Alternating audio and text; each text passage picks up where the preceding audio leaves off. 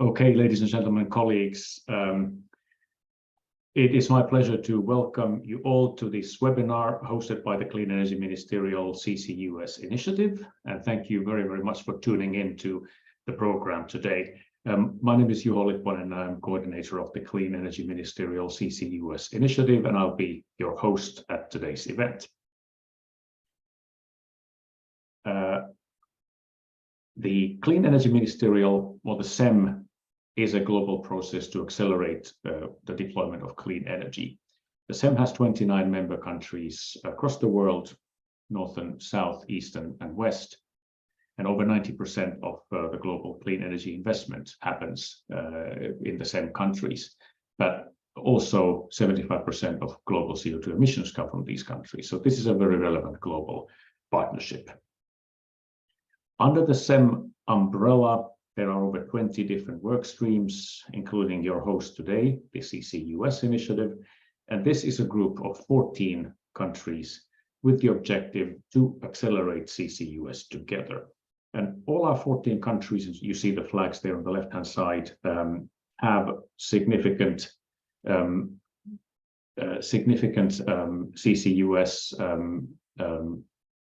processes and projects in place, and through this international collaboration, we share best practice and help each other to accelerate CCUS solutions.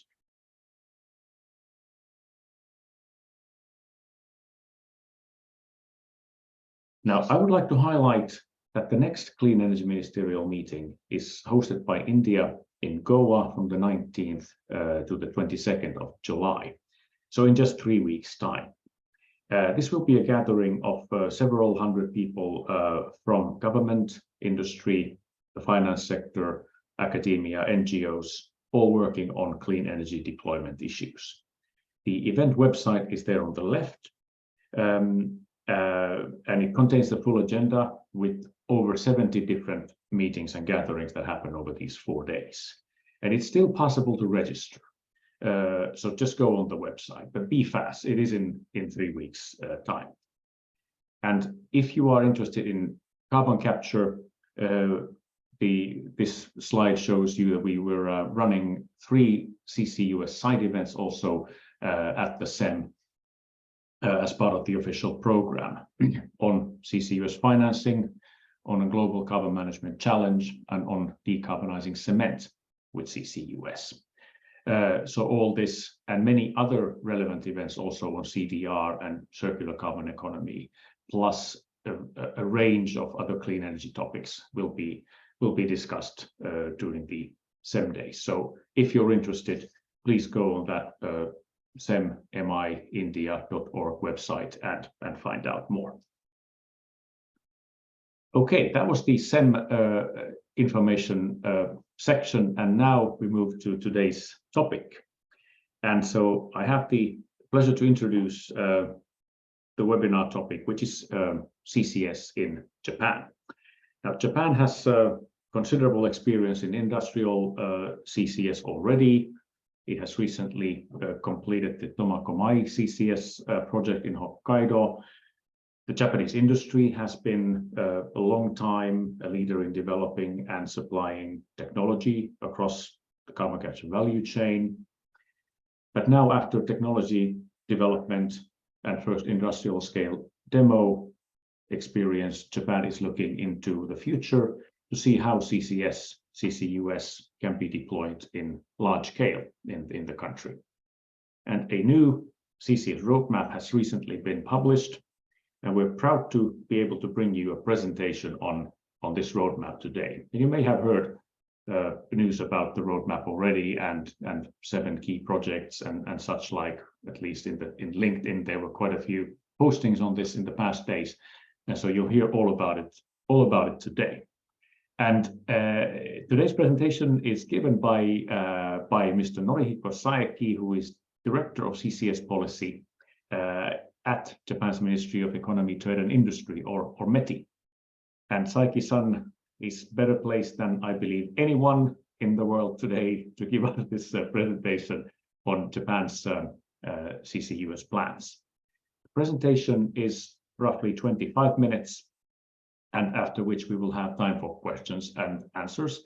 Please put the questions through the Q&A function, and we'll take them up after the presentation.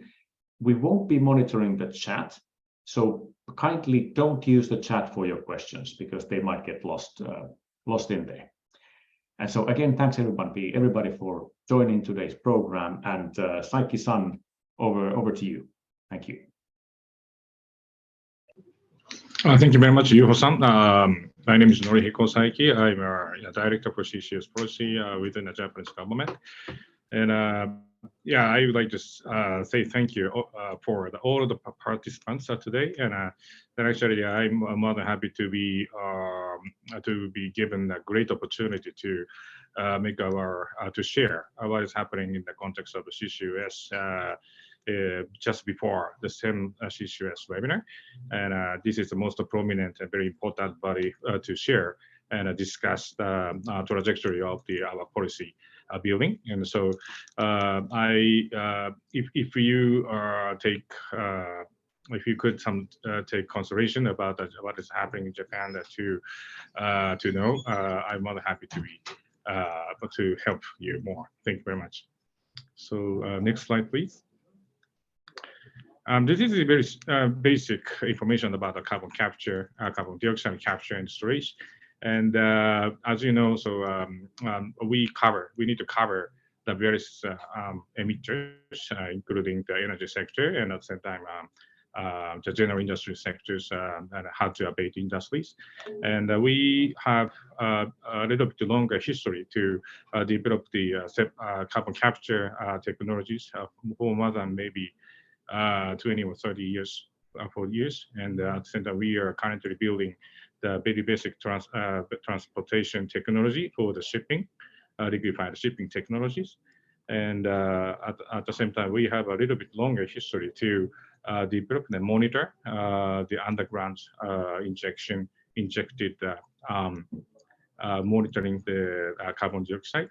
And actually, we have 2 major projects which happening in early 2000. And at the same time, we also keep the next generation of the industrial scale demonstration project in the Tomakomai region. As the Yuho-san kindly mentioned, this demonstration project is a little bit limited, but we successfully injected 300,000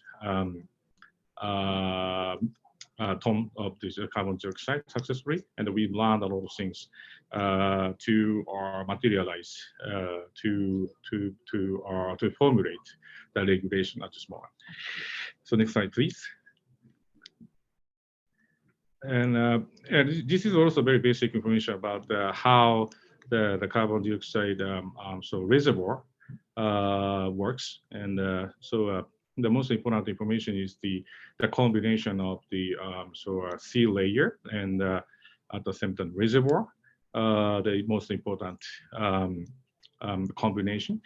And I think the most of the people doubts that whether Japan can develop the reservoir outside Japan, because we are very limited capacity of the oil and gas resources within the Japanese soil. So, but when it comes to the development of the reservoir and sea layer, I think we have more capacity, and we can easily detect by using the seismic survey of the area. So in this context, I think that we estimated just 16 gigaton potential for us only by 11 points.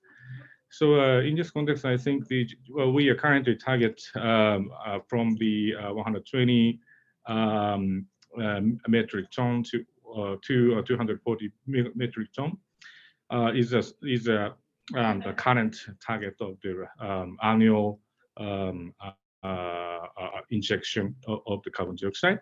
And I think in that case, I think we have already detected the potential for more than around 100 years. So I think when it comes to the reservoir based on the sandstones, is very abundant globally. So any kind of country can access to the for the most potential. So, and of course, there's a geological difference. So we are stressing the importance of the building the export-import mechanism in order to accomplish the regional and the global carbon neutrality.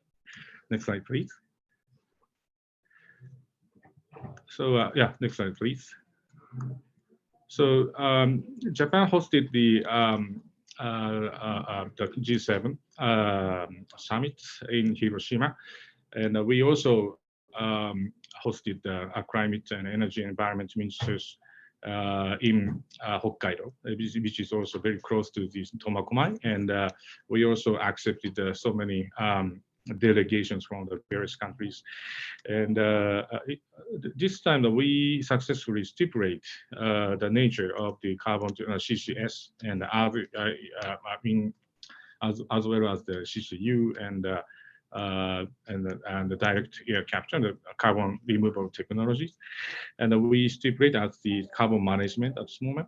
And our office will be changed into the carbon management division just next week. So I think the not only CCS but also CCU and the carbon recycling plus CDO will be the very critical role in order to accomplish the carbon neutrality.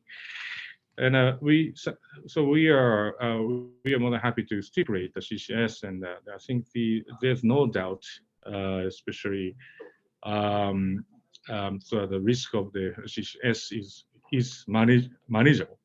This is I believe that this is the consensus of the G7 countries, and not only Japan but also US and UK and European Union, and plus China and India currently promoting the CCS deployment at this moment. Next slide, please. Oh, thank you very much. So this slide shows the global trend of CCS policy, and the most important fact is the US and the EU and India and plus China currently is seeking to establish more than 4 gigaton by 2050. It's almost the fourth emission.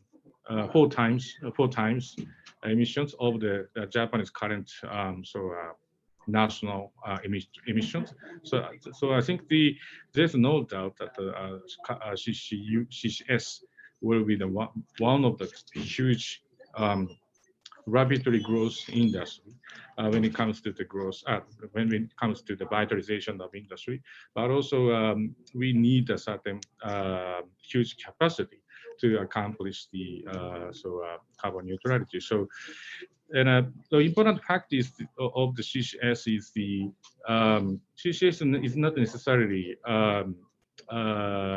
expensive method to abate the carbon dioxide, but rather it would be more and more cost effective, and the current cost of the carbon dioxide is almost identical to the carbon pricing especially in the European countries. So that is why this is my personal understanding, but that is why UK and EU, European Union, just declared the target of the I think the 500 megaton by 2050, just almost 1 month ago. So next slide, please. And this slide shows the CCS cost when it comes. I think this is the analysis of the power generation unit price, and on your left side, and this is the information just stipulated by the advisory committee for the natural resource energy, which is the Japanese governmental body, the third-party body, to make a recommendation to the ministry. And according to this cost analysis, I think the CCS cost plus the power generation by thermal power generation is almost 10 cents at this moment. And unfortunately, the renewable energy cost is not necessarily cheap in Japan, because our wind is very changeable, and at the same time we don't have any stable sunlight at this moment. So of course we are try to deploy more and more renewable energies, but unfortunately our land is not necessarily good for the renewable energy. So we need to establish a certain policy for the CCS and a deployment of that kind of promote the CCS deployment as well. On the right side, this is almost the same results, just analysis from the utility power generation sectors.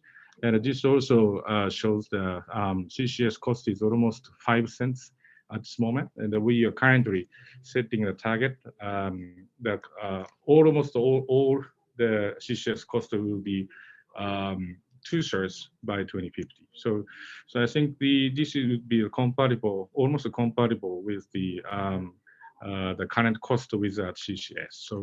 So that will be better position, and especially in the transition area, transition time. Next slide, please. Thank you very much. So next slide, please. This is the very basic information about the Japanese current CCS long-term roadmap, and this represents that actually this is the first national strategy for the CCS for the Japanese government, and we are currently set the tentative target of the carbon capture process as the 120 to 240 megaton by 2050. And at the same time, we also currently tentative target from the 6 million to 12 million capacity by 2030. So in this context, we started and we announced the selected the same projects, including exploitation of the carbon dioxide, not only within Japan, but also the exploitation projects as well. And we are currently are engaged in drafting the national regulation, and we are also discussing with the Japanese industries, mostly Japanese industries, how to ensure so the efficiency of the cost effectiveness of the CCS. And when it comes to the cost reduction, I think the carbon capture process and the deployment of the pipeline network is the most important when it comes to the reduction of cost. So we are currently asking the Japanese countries, especially in the utility sectors, to cover, to set up the pipeline networks more and more efficiently, and try to include more not only the large companies, but also middle class and the small class in the future. So maybe this is my personal understanding, but by 2030 or 2035, so we can include the largest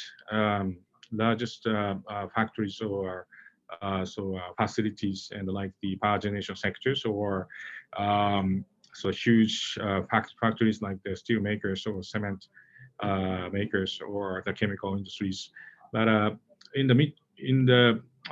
the 2040s, I think we need to also include the middle class or even the smaller class. So in this context, we are currently thinking about including not only the reservoir development. Our regulation includes not only reservoir development, but also includes the carbon capture process, and because we like to let them think about accepting outsourcing of the carbon capture process, and we also act like some of the aggregator of the emitters. That will be most important efficient system for the CCS. So, so we are currently specify the six things to be conducted to support. Number one is the government support for the CCS business. We are currently started the outbound CCS program, which targets the which we will start the carbon capture by 2030. But unfortunately, the data is a little bit limited around the Japanese soil. So I think of course, there are certain potential, certain programs have a certain potential to start earlier, but the current we target the 2030. The next one is the number two is the efforts of the reducing carbon CCS cost. And so we are currently specify the items, especially in the carbon capture process and the deployment of the carbon capture, and aggregation is also very important. And number three is the promotion of the public understanding of the CCS business. And as you, I think for the most experts faces this issue, and so we are currently trying to build a better relationship with the local governments.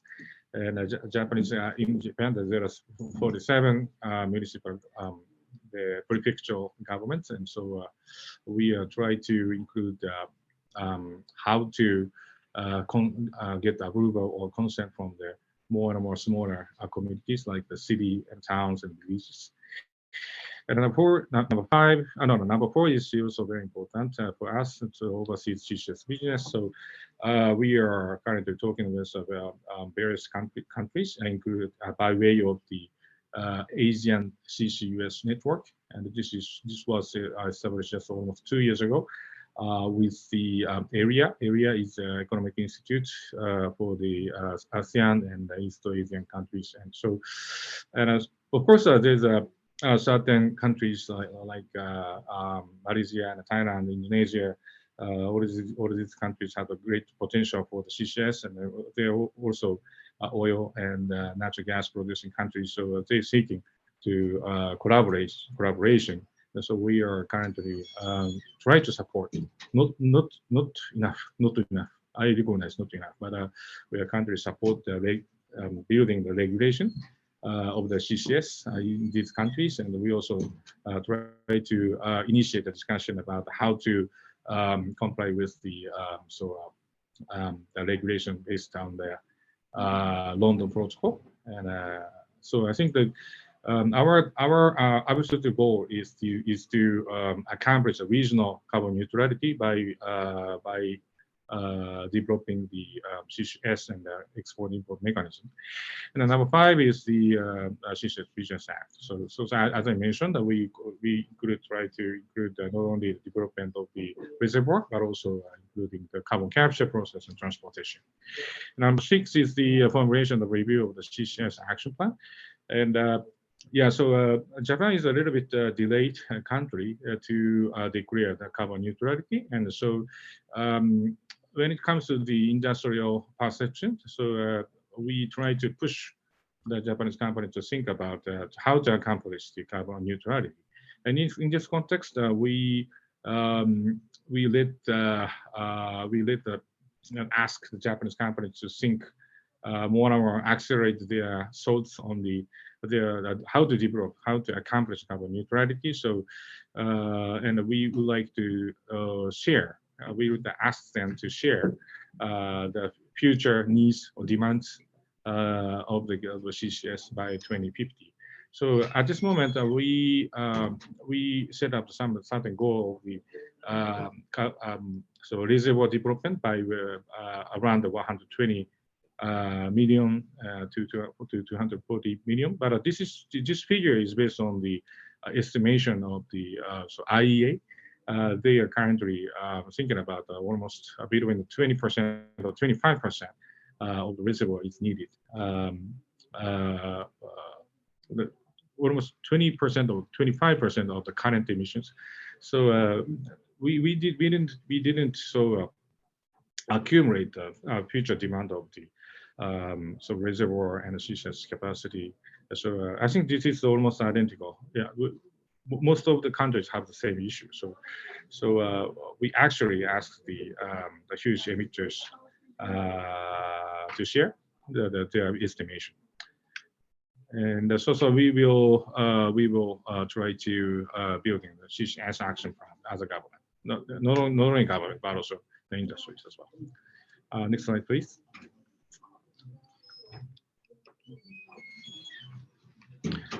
Yeah, actually, this is the in detail contents of our CCS long-term roadmap. But for the most part, I just talked about almost all the things. So next slide, please. Next slide, please. Okay, so from now, I would like to ask, and I will share in the context of this advanced CCS program. This is the first generation project support program of the CCS in Japan. So this is not the demonstration project, but also we would like to let the CCS program to be more and more commercialized. And so this year we awarded 7 projects, but this time we asked the clusters to calculate the fee and conduct the feasibility study at this moment. But next year we will somehow try to pass or get approval from the national diets of our regulation. And we let so we issued some of the permissions of the exploration and actual development of the reservoir. At the same time, we also try to issue some of the permissions of the carbon capture process and transportation. And in this advanced CCS program, we try to set some of the combinations which will be models for the subsequent projects. And so there are several projects, there are several patterns of the combinations, and so from the sources, so some power generation, the steel plants, chemical, cement, paper, and plus hydrogen generation plants. And regarding the transportation, I think the pipeline operation is also very important for us because we totally lack of the experiences to transport the carbon dioxide, and so at the same time also if we try to include more and more companies, especially in the 2030s or 2040s, I think the operations of the pipeline is much more complicated, and we also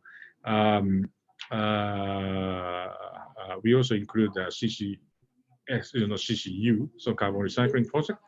And so I think the operators of the CO2 pipeline needs more and more consideration for the future. So, and generally speaking, I think in Japan we have 1.5 million carbon dioxide is tolerated commercially because this is used as the industrial gas. And at this moment, I think we don't have so much so long carbon dioxide pipelines, but when it comes to the full operation of the carbon dioxide pipeline, I think the scale will be 100 times or 200 times, almost 200 times. And so I think our operation will be next phase. And at the same time, we need to pay more and more attention about how to ensure the safety of the operations, and at the same time, for the most part, I think transportation will be done by the pipeline. So, and the ship, liquefied ship transportation is a kind of the exception to the pipeline operation. So I think I think these two operations needs a lot of infrastructure investment. So we try to these large scale projects. And the category number 3 is the CO2 storage areas. So we have the experiences on the between the onshore and offshore projects. And because of Tomakomai is injected from the land side, but its reservoir is just under the sea. I think this is the most cheapest and very effective way to inject the carbon dioxide. But this is somewhat different from the type of the projects which the European countries are currently seeking. So, but when it comes to the operations, efficient operations, or the cost of reduction of the building, the capacity of the injection system, I think this is we would believe that this is the most efficient one. But also we also try to establish the nearshore and offshore capacity. And because I think the nearshore or onshore projects is sometimes the capacity itself is limited. So when it comes to the offshore, I think we can freely choose the best and the huge type of the reservoir. So I think there will be some of the better combination for that. The next slide, please.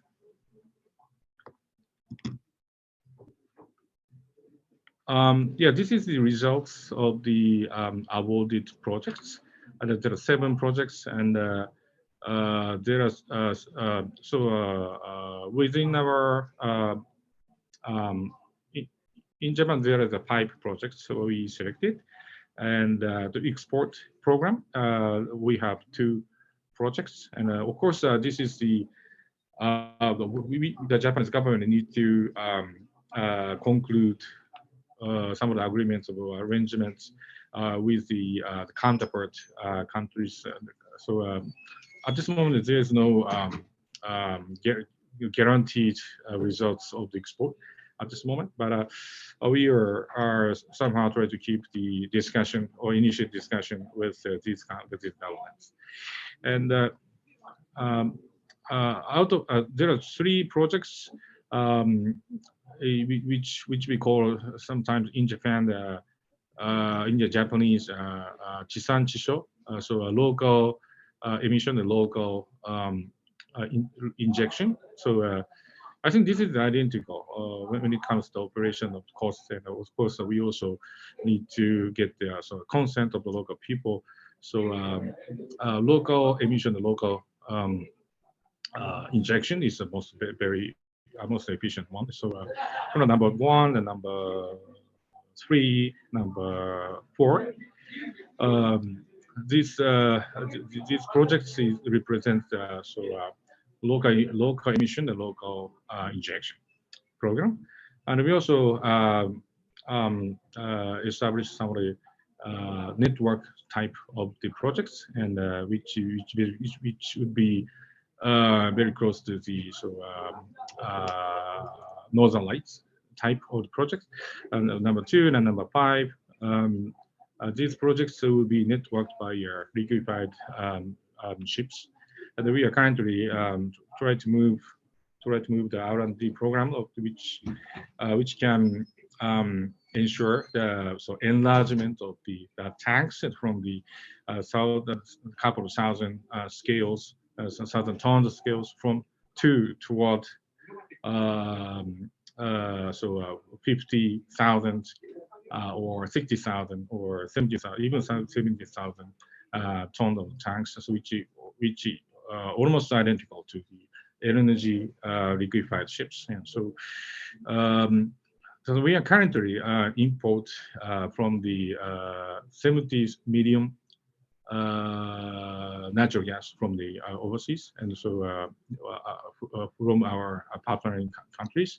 And in order to ensure the stable import, we are currently using, I think, the 500 of ships of their tank scale is around mostly 60,000 tons of the natural gas. So when it comes to the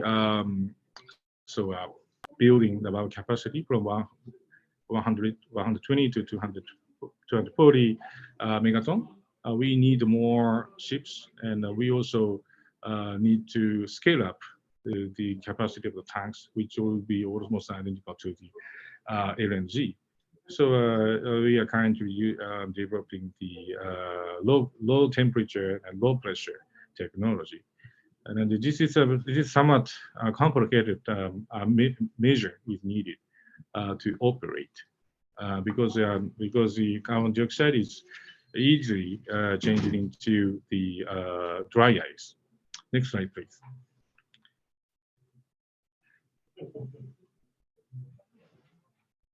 This represents the maps of the projects, and yeah, so some projects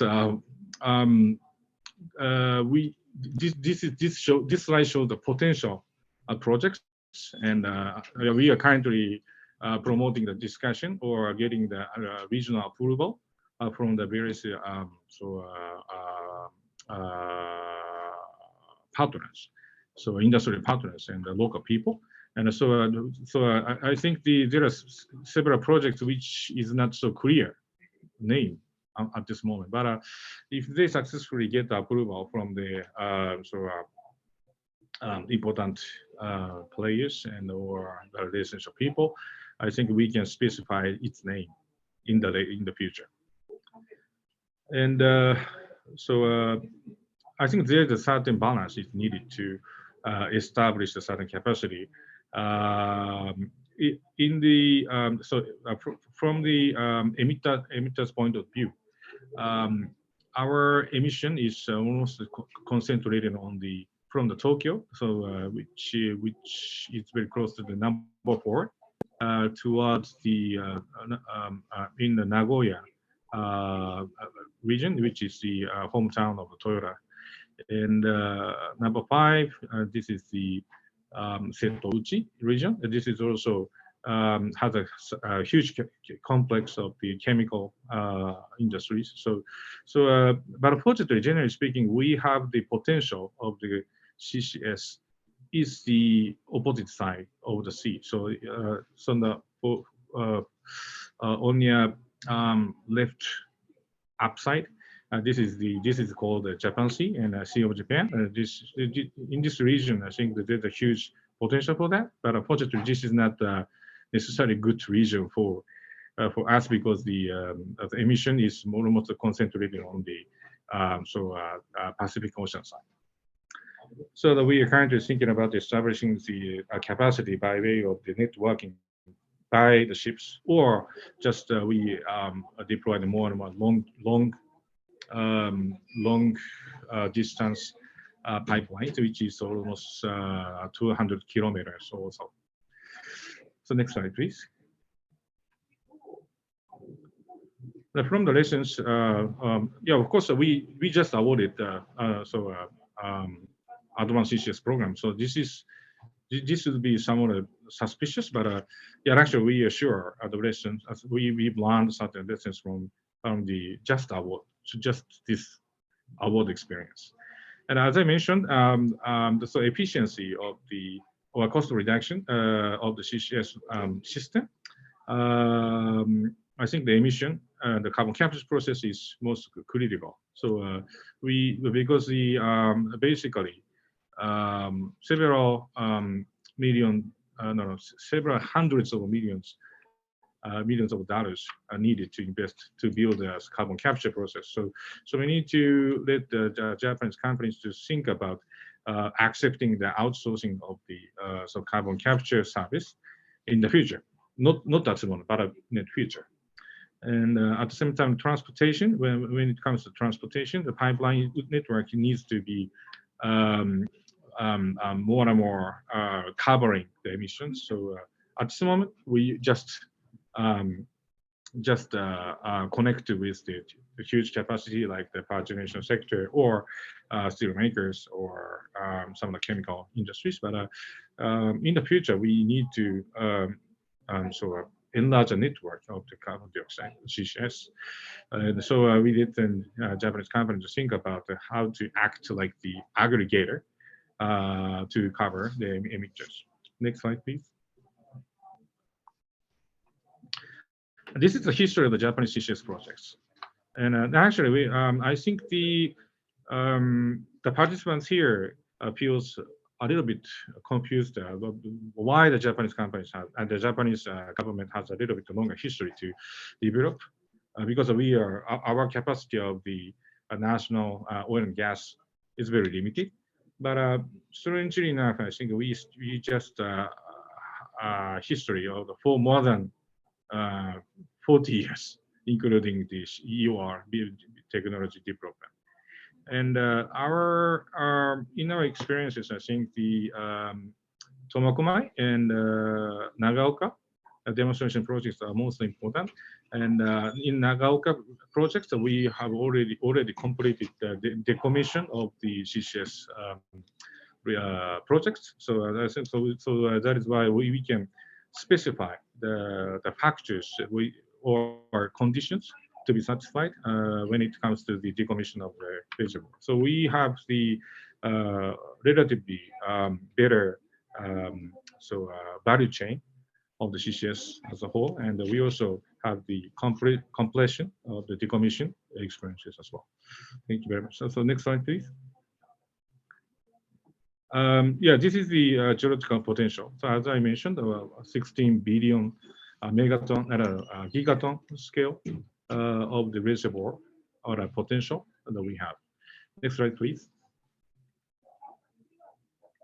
This is the examples of our experience about the R&D program. Especially, we are currently intensify the investments about monitoring technology. So when it comes to EOR, we don't need the monitoring level as to the CCS. So I think that for the CCS, I think we need to ensure the more and more stable and more and more less harmful to the residential people in the vibration seismic way causes some of the irritation from the local people. So we need to ensure by way of the deploying of the optical fiber technology. Next slide, please. This is the results and the experiences from the Nagaoka project. We completed the decommission. Next slide, please. This is the Tomakomai project, and which is in the Hokkaido region. This is a bit, actually, this is a better place to the not only for the CCS but also have a vacation there. Next slide, please.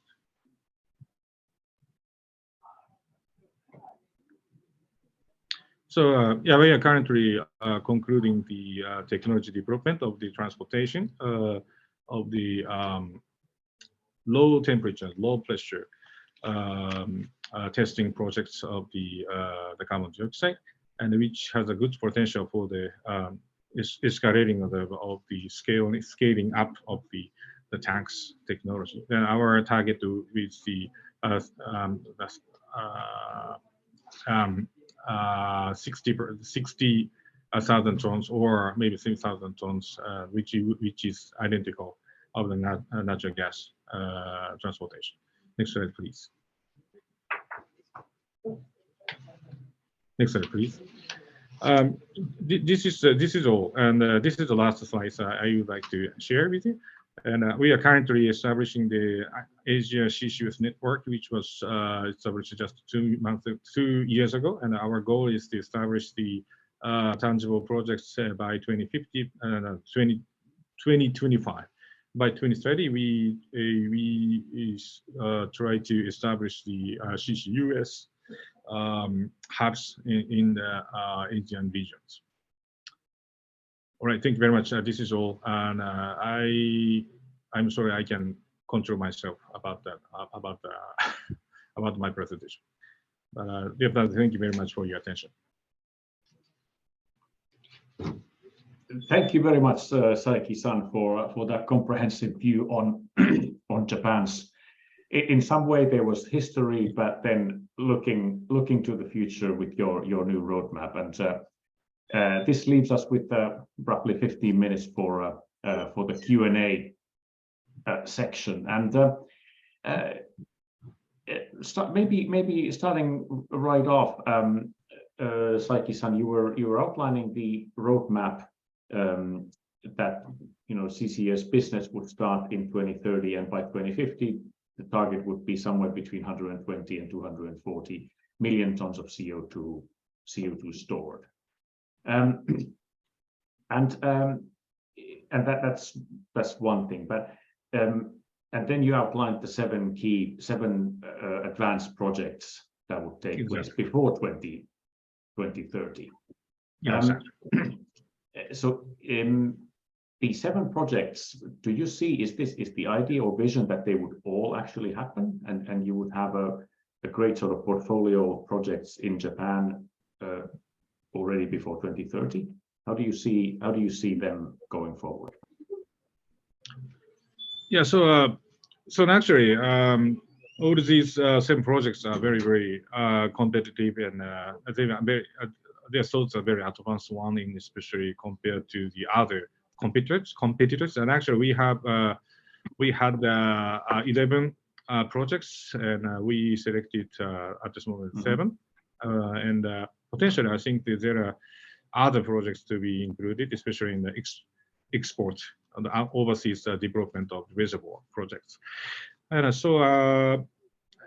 but when it comes to the operations and thoughts on the development of the reservoir, I think there are 3 or 4 companies which has good technology for that. So finally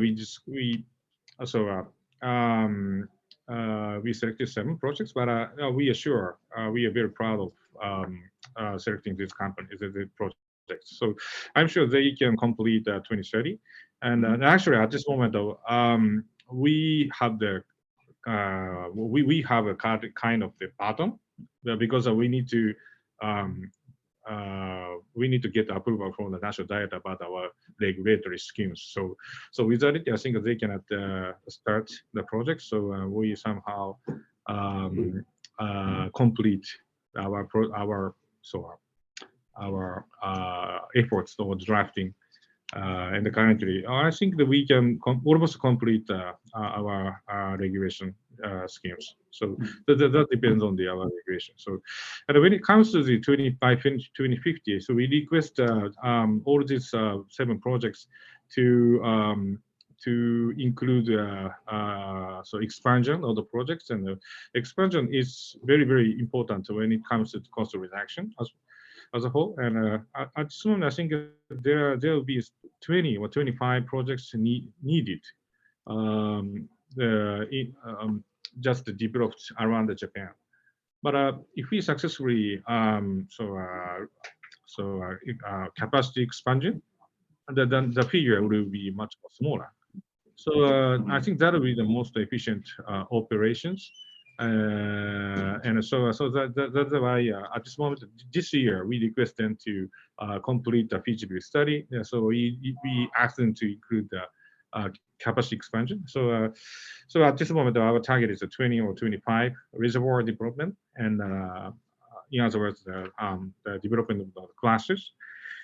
But I think that there's huge room for us to include, the decrease the figure. So I think when we think about expansion, I think that I'm sure we can accomplish the building the capacity by 2050. Okay. And what about the 7 projects that you have now selected?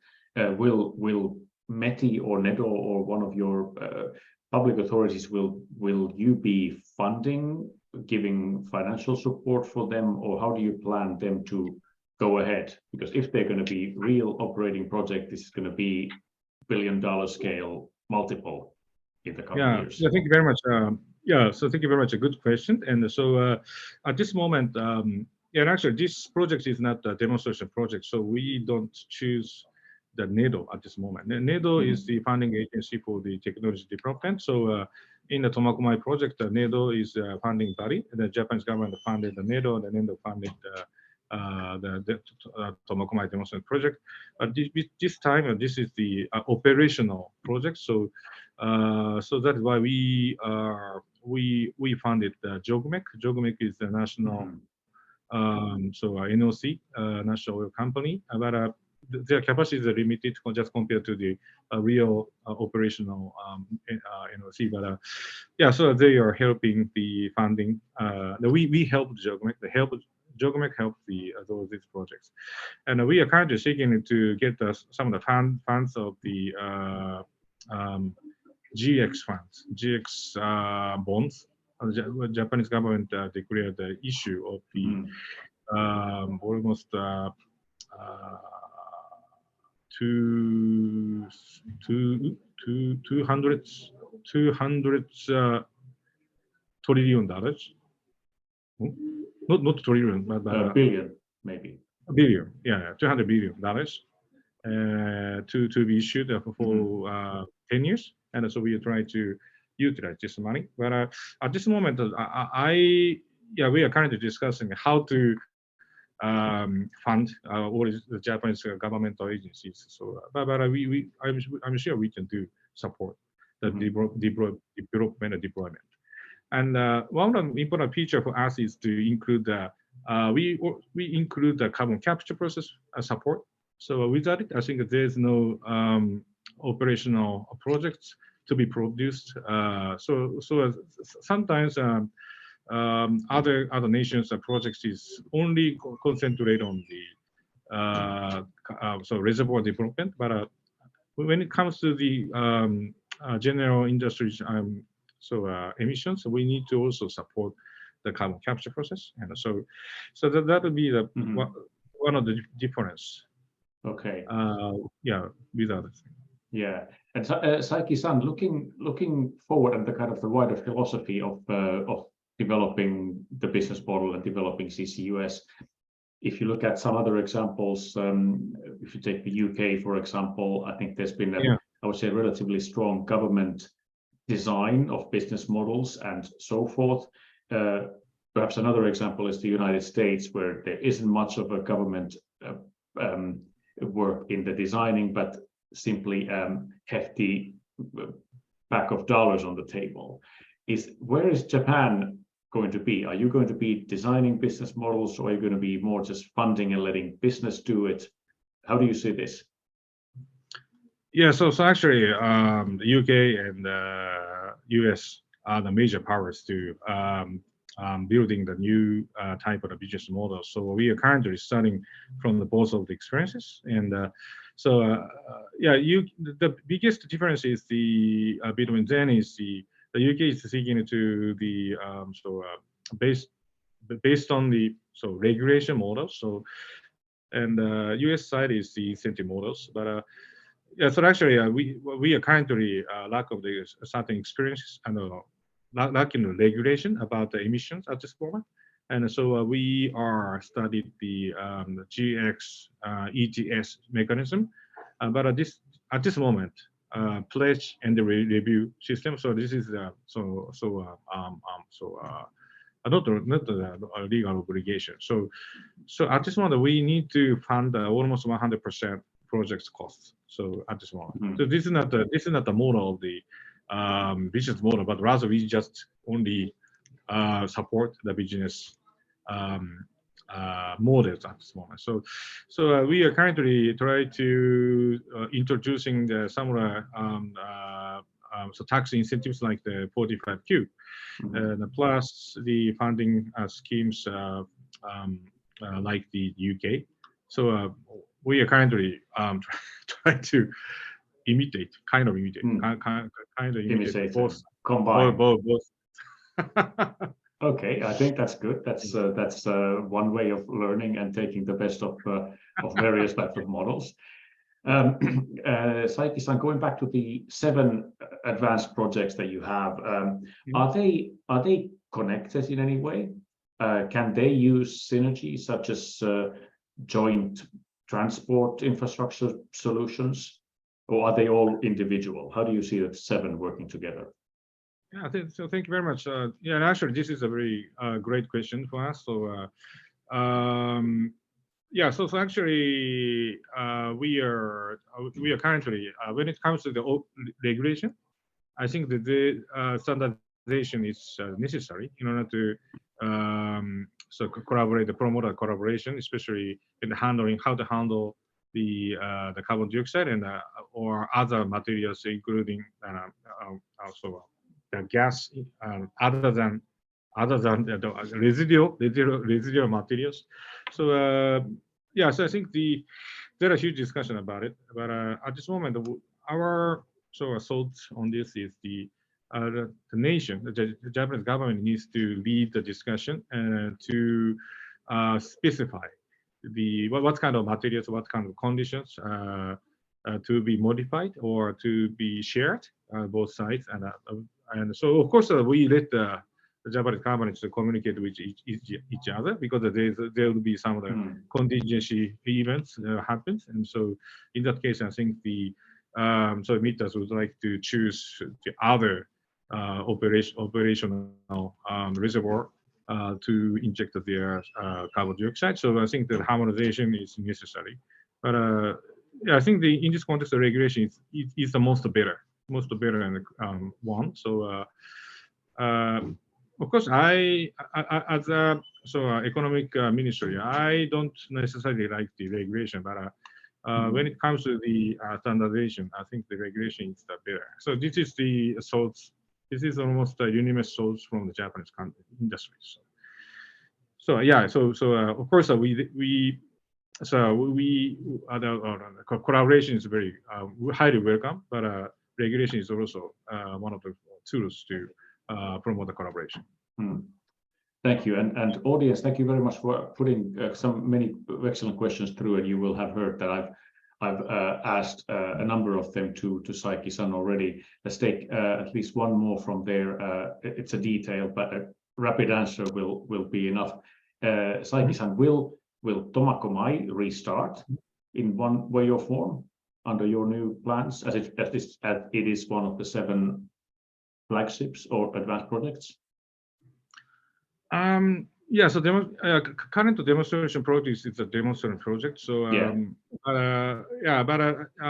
this moment, in the Tomakomai region, there are other groups like JAPEX and other the power generation sectors are greatly interested in. So this is different. Yeah, so same reservoirs would probably not be used. Almost same reservoir. I think so, but they are currently thinking about. So I'm not sure they choose the same reservoir. Okay. So that is why they're conducting the feasibility study. Wonderful. Saiki-san, last question to you. You're working in the METI. You're director of CCS policy. You will be a carbon management division next week onwards. What are your top priorities? 1 or 2 in the coming months. Immediate priorities. At this moment, I think CCS capacity building is given top priority, because I think this is a very basic infrastructure to include CCU, carbon recycling, because there's no sharing the carbon dioxide at this moment. So I think there's no nation has a certain network about it. So at first we need to build a CCS and try to build the carbon capture, carbon dioxide network. So, and then we try to include carbon removable technology and the CCU capacity. So that is why my important task is to build the CCS capacity, and in order to do that, we need to complete the drafting our bill. Excellent. Yeah. Thank you, Saiki-san. Thank you very, very much for the presentation. That's all we have time for today. And we will post the recording of the webinar on YouTube in the coming days, and you'll all be notified for this. Most informative, great, nice presentation. Nice to chat with you, Saiki-san, and I will be seeing you soon in the Goa meetings at SEM. Yeah. Everybody online, thank you so much for joining, and have a good day. Thank you very much. Bye-bye. Thank you very much.